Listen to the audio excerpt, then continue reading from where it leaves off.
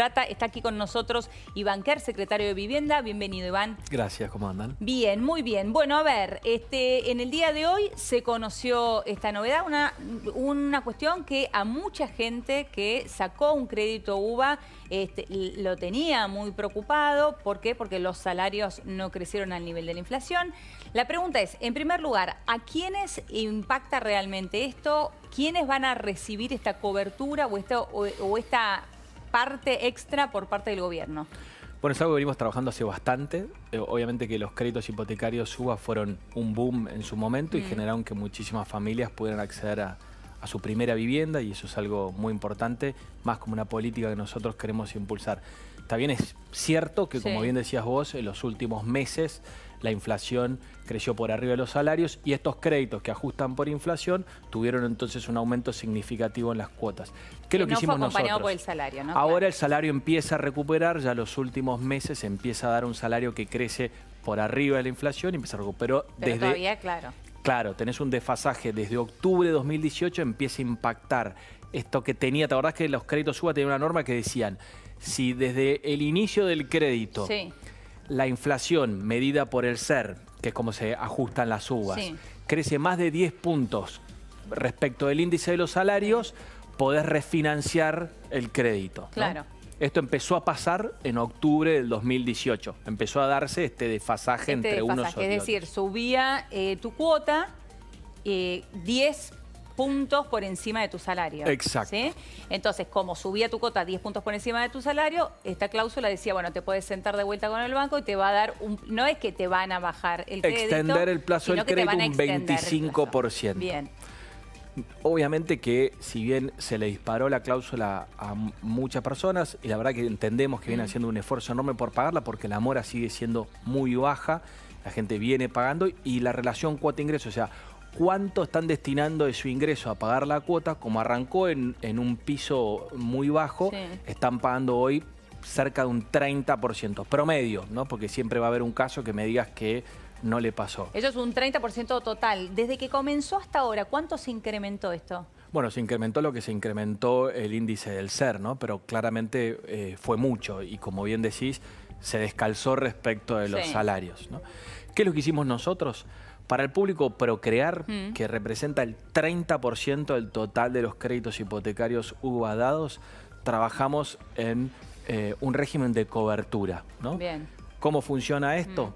Para todo el stock de todos los créditos dados, les dispusimos nosotros a pagarles la prima para que tengan esa cobertura en lo que resta de la vigencia del crédito, para que si se diera de vuelta que la inflación crece más que los salarios, esa cobertura les sirva para cubrir justamente esa diferencia y a que la persona tenga al final del mes en su cuota, una cuota que ajusta por su salario. Bien, ¿Está bien? Está bien. Para los nuevos créditos hipotecarios UVA. Solamente para los Procrear. Sí. Esto que explicaba recién, la familia Procrear. Y hay una parte más amplia.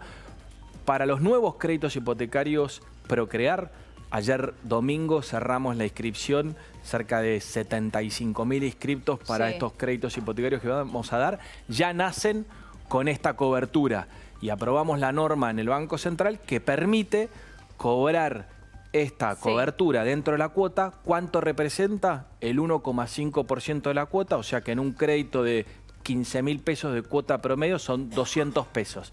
Que van a ir Cuando hablas de cobertura, es un seguro que paga la gente extra, 1.5 en este caso, en su crédito, y de esta manera se queda tranquila que si vuelve a suceder esto, de que su salario no crece de la misma manera que crece la inflación, entonces está cubierto. Esa diferencia no se la van a trasladar a la cuota, va a pagar como ajustado por su salario más 10 y la diferencia se lo va a cubrir el fondo. Bien.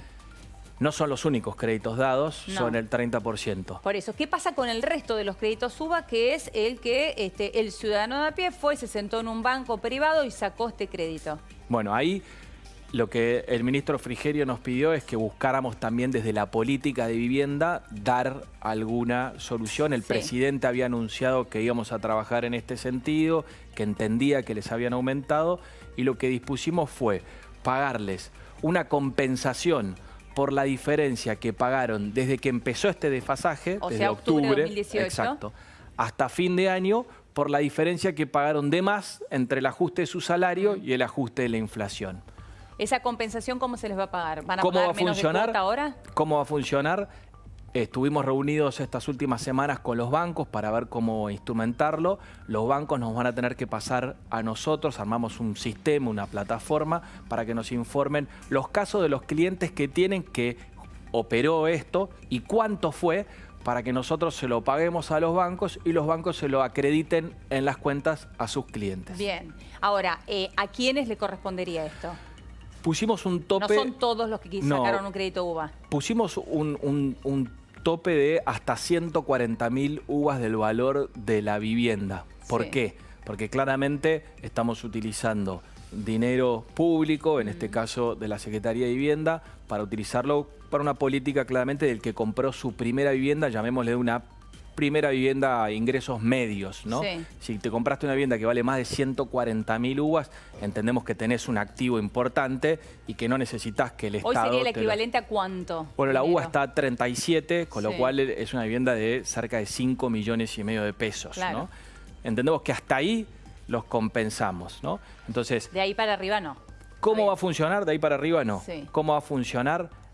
Los bancos nos van a informar eso, le van a ofrecer a sus clientes, está esta cobertura, la querés, ¿no? Claro. La gente va a tener que decir positivamente, sí, la quiero. Tenés que optar por el sí. Perfecto. Nos tienen que tomar una declaración, ahí estamos instrumentando con los bancos de que esto sea de la mejor manera, más fácil posible, un mail, Sí. ¿no? Porque le vamos a preguntar si no recibieron, no se compraron, no tuvieron otra vivienda desde que sacaron el crédito hasta ahora. Tiene que ser única vivienda. Eso no lo sabemos, ¿no?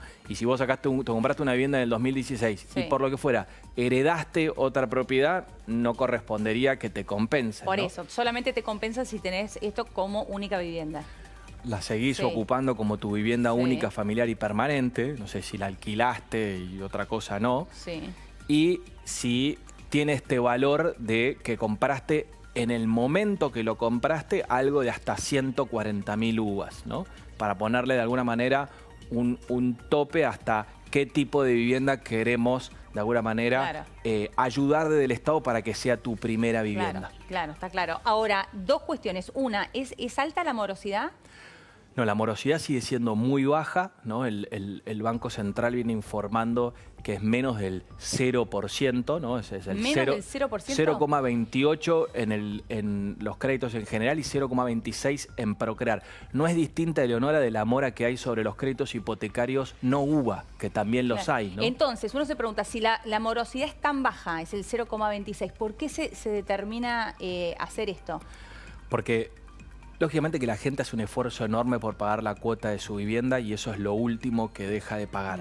Sí es cierto que frente a una inflación el año pasado que cerró en un 47% y unos salarios que crecieron un 25%, la cuota de su vivienda, del crédito hipotecario sobre sus ingresos, le pesa más que lo que le pesaba al principio. Entendemos esa situación.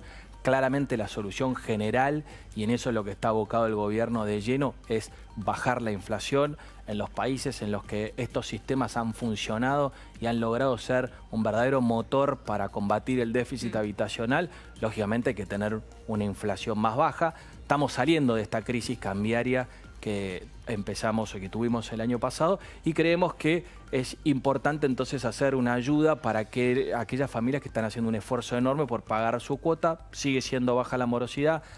Con esto no estoy diciendo que no haya familias que me digan que están teniendo inconvenientes enormes por poder llegar a fin de mes y pagar su cuota. Claro, pero lo primero que hacen es pagar su cuota. Última, porque nos quedamos sin tiempo, pero ¿cuál es el impacto fiscal y de dónde sale esta plata?